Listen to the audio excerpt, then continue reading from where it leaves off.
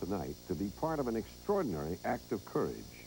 To help others, former First Lady Betty Ford, her husband and children, agreed to relive a most painful and traumatic experience.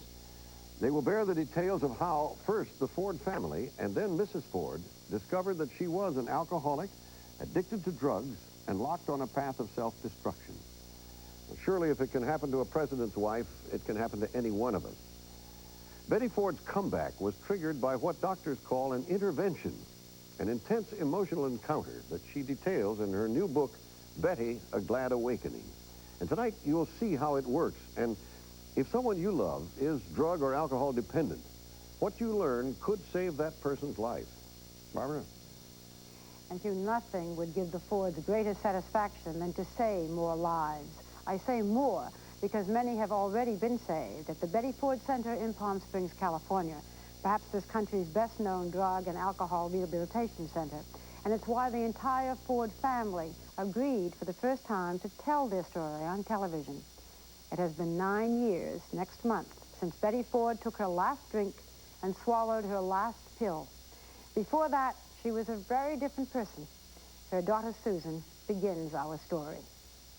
There were too many times I ended up flying to New York, to L.A., and accepting awards for her because she couldn't get herself together enough.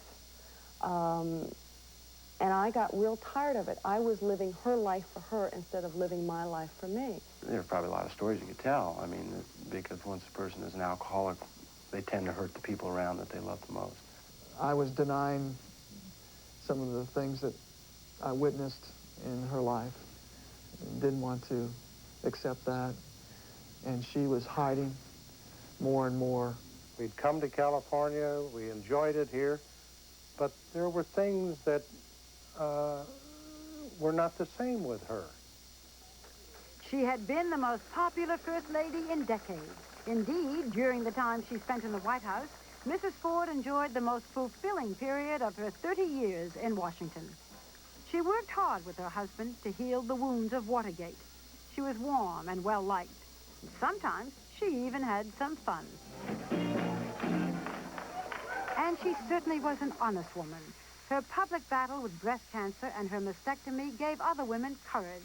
Betty Ford had found her own voice.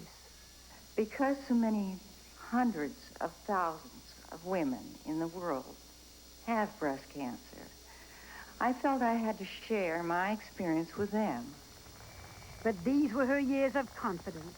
In the earlier years, as the wife of a Michigan Republican congressman, Betty Ford, little by little, was beginning to lose her own sense of identity. She had been a dancer and a model when she first met Gerald Ford. They were married in 1948, and she gave up her own personal ambitions to devote herself to him and his political ambitions. Since Ford was often away on congressional business, she raised their 4 children mostly on her own, and she did her best to be a perfect wife and mother. Despite pain she suffered from arthritis and a pinched nerve, she didn't complain.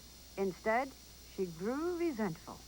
I felt that I was being neglected, that somehow the children, I was left with the children, and he was the one that was out there getting the headlines, receiving all the accolades.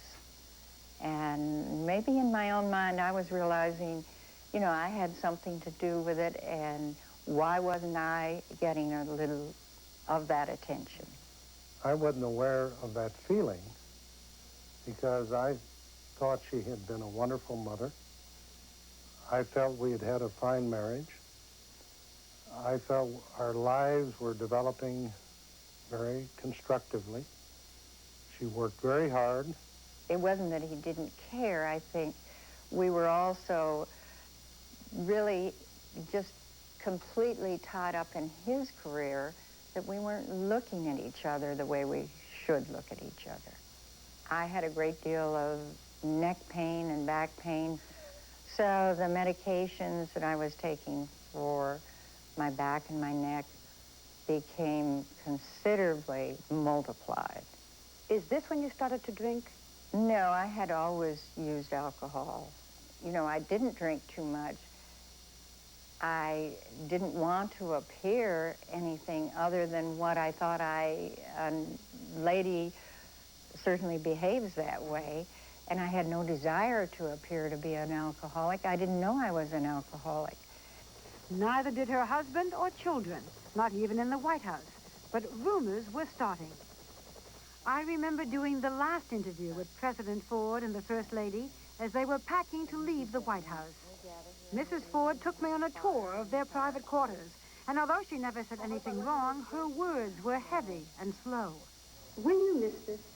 Undoubtedly, I'll miss it. I don't think that any woman can possibly live as First Lady. As we continued on, she moved and spoke almost too carefully. The clock on the mantel, the elephants, the pictures of the children. He's so completely devoted to the family.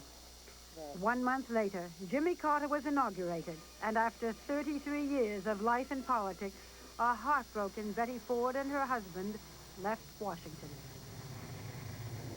They retired to Rancho Mirage, a small town near Palm Springs, California. For Gerald Ford, it was a good time.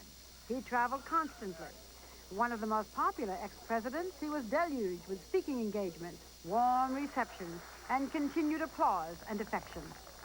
But for Betty Ford, in her new home, there was too much time. Time to take an extra pill, an extra drink.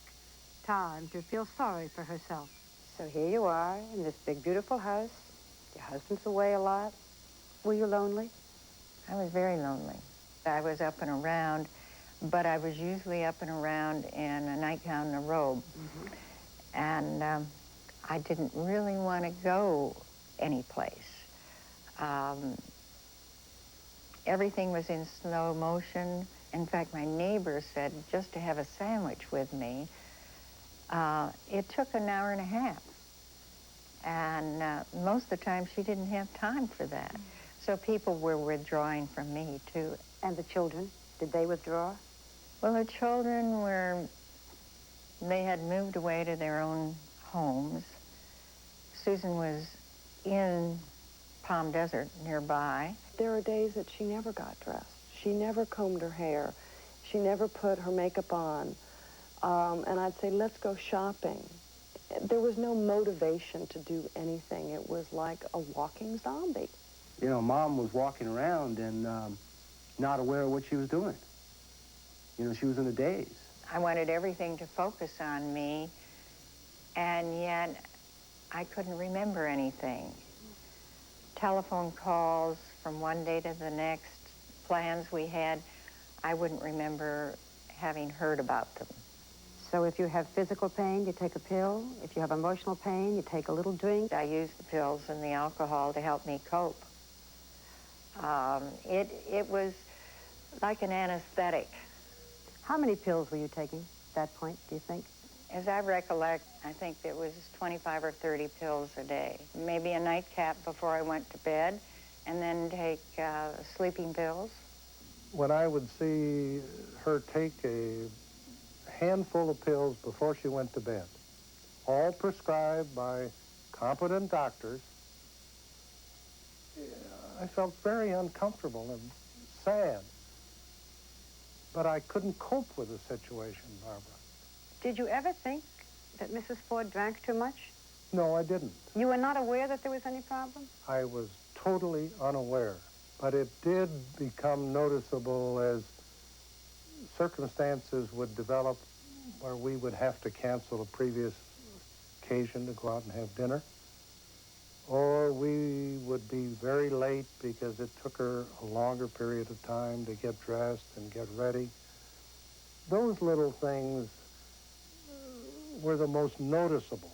Little things, Mr. President? Well, they seemed little at the time. He really didn't see it. So I finally said to Dad, I said, we've got to do something, you know.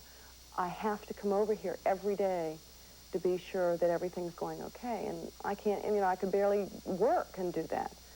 And he said, well, you tell me what to do and we'll do it. What they did was hold a confrontational meeting called an intervention. We were told that each of us had to be very frank relating incidents that indicated Betty had been ill. She had done things that had been disappointing to each of us. All of us got together in my office next door to our home with the doctor. We walked over here together. This was probably 9:30 in the morning. We opened the door. Betty was in her robe. They all walked in, and my husband, of course, immediately said, "Honey, we want to talk to you. We're very concerned about what's happening to you, and let's all just go sit down. And now you hear us out, please. Don't interrupt." I took her by the hand and led her into the living room, sat next to her on the Davenport, and I had to take the lead to explain the purpose of this meeting. It wasn't easy, I can assure you, Barbara. Very difficult. And I had my arm around Betty, and as each of the children told an incident, I tried to reassure her with a little stronger hug, because I could feel that it was very, very tough for her to listen. I spoke first, and my response was that I was really pained and hurt that to see a woman of her beauty and stature and loveliness and goodness gradually deteriorate. You know, the story I told was I'd gone down to spend a weekend with her and driven 2 or 3 hours to get there, and she was alone. Dad had gone away for the weekend and was just trying to be there for her and help her through the weekend and be company. And, you know, was ready to fix dinner and gone out and shopped and all those things. And when it came time to eat, I'd cooked dinner for her and everything. She just decided she'd rather have a drink. I think I was about the third person who spoke. And it's not a pretty process. It is not fun to sit there and try and break through to this person, and you have to do it in the cold, hard truth. And here's the person I love, my mother, who's in tears, has just been confronted with some very unpleasant things. And I guess my reluctance was, you know, why do I want to plunge the dagger in one more time? But the doctors had said, under no circumstances can you let her anger, can you let her tears, or any other emotional experience deter you from doing what you know has to be done. Then it got to me, and I've always thought of my mother as a very graceful dancer and model. And she just wasn't what she was 15 years ago or 10 years ago.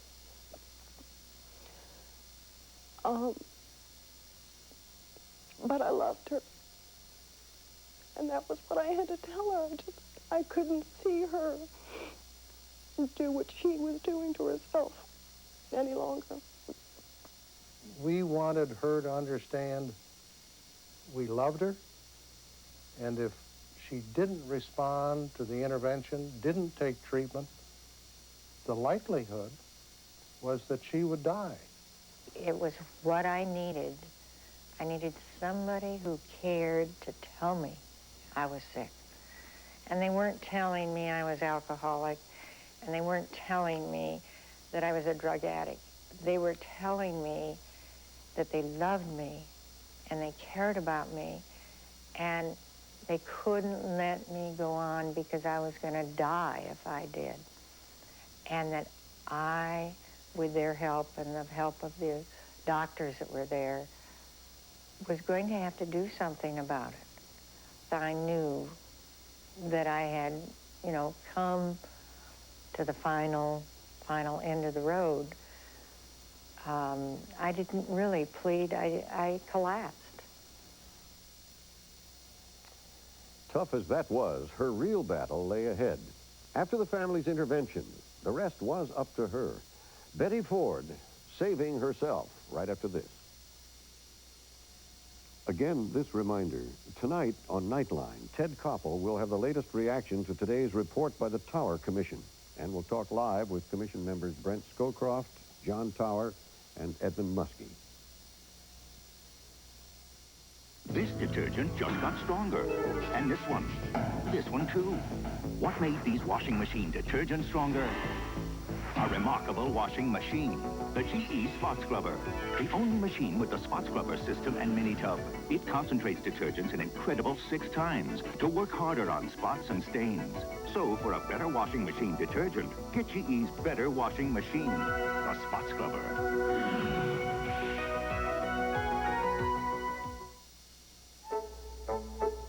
My bologna has a first name, it's O-S-C-A-R. My bologna has a second name, it's M-A-Y-E-R. Oh, I love to eat it every day, and if you ask me why, I'll say, 'cause Oscar Mayer has a way with B-O-L-O-G-N-A. If the name's Oscar Mayer, it's quality meat and no fillers, just the best that it can be. You want a bite? When Rusty Donahue went off to teach school in Homer, Alaska, she traded in her 10-year-old Honda Civic for a brand new Civic Wagon.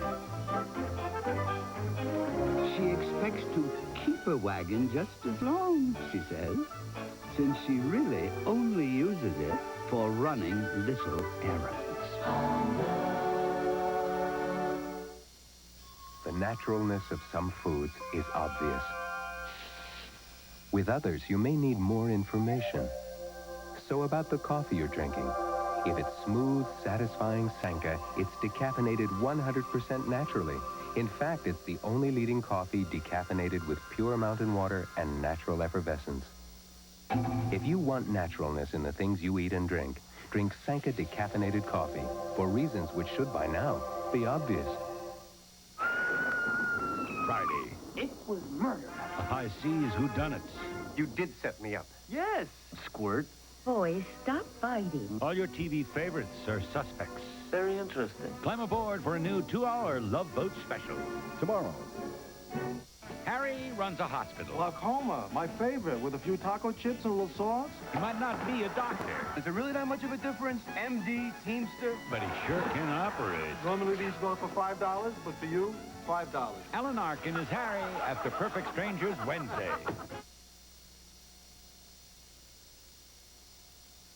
We continue now with Betty Ford saving herself. For 10 days following her family's intervention, she stayed at home. She was supported by a private nurse, and she battled withdrawal from prescribed drugs that she'd been taking for nearly 30 years. Mrs. Ford says that during the detoxification period, she couldn't sleep, she had the shakes, and she felt as if her skin was crawling. She wore dark glasses, even indoors, because the light of day was too hard on her eyes. As Barbara picks up the story, Betty Ford, weak and fragile, had agreed to enter a hospital for further treatment. On April 12, 1978, Mrs. Ford checked into the Naval Hospital in Long Beach, California. She chose it because it was close to home. Her husband had been commander-in-chief, so she was able to use this drug and alcohol treatment center, a facility run by and filled with Navy personnel and their families. The kinds of medications Mrs. Ford was on when she came here for treatment were the kinds of medications that any of us would be getting from our family practitioner if we went to him with the arthritis, the pain that Mrs. Ford had. She had courageously allowed her doctors to make her drug dependency public. Mrs. Ford is a gutsy lady. But she wasn't ready to admit to any more. The first shock came the moment she stepped off the elevator. And this is what greeted you, Mrs. Ford, This was a shock when it said alcoholic rehabilitation service. I had not addressed my alcoholism at this point. As she walked down the hall of the 58-patient facility, this dignified woman, who was used to being treated like a first lady, had to face another blow to her pride. The standard room she had been assigned to had 4 beds, and 3 were already occupied by other women. There would be no privacy for Mrs. Ford. As we sat down in the thin mattress covered in a Navy-issue khaki blanket, she spoke of her feelings that day. Were you frightened? I was scared to death, just scared to death. I shook so I couldn't hardly get a cup of coffee or a glass of water to my mouth. And that was as much withdrawal from the drugs I was on as it was also just being scared to death. So here you were with a bunch of sailors. I didn't realize I'd ever end up in a barracks with a bunch of sailors. And after about a week, I think they began to accept me, and I began to accept them, because we began exposing our own stories to each other. I was much more apt to listen to theirs than tell any of mine. This is the room where Betty Ford finally told all her stories. Twice a day in group therapy, she shared her most private thoughts with 5 men and women. When you began to talk about your feelings and think about your feelings, were you angry with your family? I think I, at first, was angry with my family, and I think in my mind I said, is this the gratitude, that a mother gets after spending her whole life trying to put herself out for children and for her husband, too. The toughest part for you was to admit that you're an alcoholic. The pills were okay. That you could cope with. The alcohol was something I selected by choice. And the word alcoholic, to me, had a meaning of being disheveled, drunk, all of those things. As a woman, the image of myself was certainly foremost, and I'd always been able to maintain that, at least publicly, and that was very important. So how could I be an alcoholic? At first, when you had to admit that you're an alcoholic, you said, I won't do it. It will embarrass my husband. I guess that was the screen I was using to hide behind. It was a convenient escape route for me to, I thought it would embarrass him. I said, Betty, it will not embarrass me. As a matter of fact, you're coming here recognizing the illness of alcoholism makes me very proud of you. I thought, how much more do they expect of me? I've been public about everything, and now they want me to suddenly be public about this. About being an alcoholic. And they said, until you admit it publicly, you will never start to get well. I would have gone home and said, I can't take pills. I have a chemical dependency for pills. But I would have substituted. I would have gone back and used alcohol instead. After you admitted in this little room with the other 5 people that you were an alcoholic, what did you feel then? What happened to you then? I felt better. I felt more a part of the group. Did you cry? I thought I was never going to get my breath again. I cried so hard. What did you learn about yourself? I learned that I had fallacies and faults, just like everybody else, and that was all right, as long as I was willing to acknowledge them and try to do something about them. After 4 weeks in the Long Beach hospital, Betty Ford went home. I will always have a support group. Treatment is only the beginning, and it's the process of being supplied some tools to work with, and some tools to actually live your life by. Mrs. Ford, do you ever want to drink now? Well, I would say no, I never want to drink now, but that's something I don't know, because I don't know what tomorrow's going to bring. And if I were to say I'm never going to take another drink, I'd be fooling myself. There's always that possibility. Are you tempted? I don't have any temptation in my life at this point, and I'm very grateful for that. Out of gratitude and with knowledge gained from her own pain and difficult recovery, with the support of family and friends, she founded the Betty Ford Center 5 years ago. Confidentiality is a rule in this 80-patient facility. It is run on principles Mrs. Ford learned worked for her at Long Beach. There are no private rooms. Everyone shares in the chores. Physical therapy is as important as group therapy, and family members are asked to attend meetings throughout the 4 to 6 week treatment program. One unit in a cluster of buildings is devoted exclusively to women. Mrs. Ford felt women had special needs. And it's not just stars who come here. The $5,500 program is open to everyone. Let me, if I might, say this from the bottom of the collective hearts of the Ford family. Her husband spoke at the dedication. And I speak for Mike and Jack and Steve and Susan, for Gail, for Chuck. We're very proud of you, Mom. There are people watching now who you may be getting through to them, but they say, no, not me. What do you say to those people? Some people will never recognize their disease.